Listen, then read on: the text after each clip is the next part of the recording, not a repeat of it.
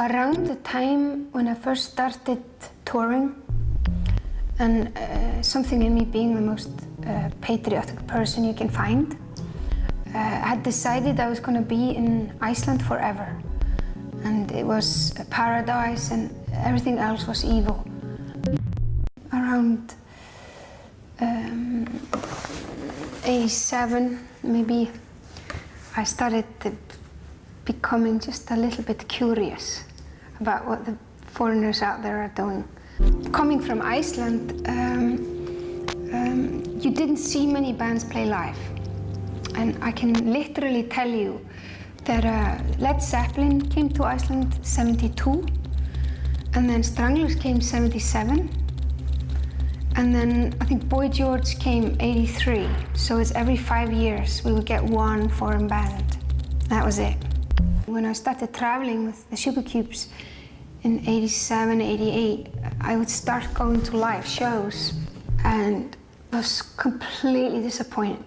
It was just like sort of sad rock clubs with a lot of beer drinking and bad smell and people playing music with absolutely no hope in it.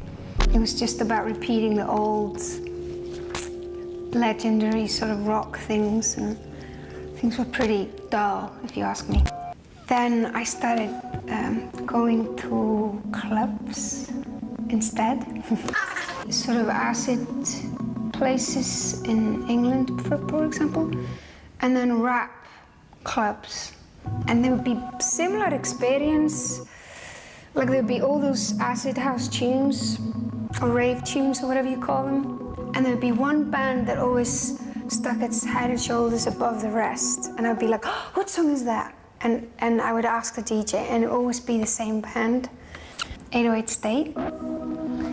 And there was this song called Cupid that they did, which was just the most genius of all, and it was just so rude and so full of energy and optimism, and this kind of noise with a guitar that it was just completely abstract how it was dealt with.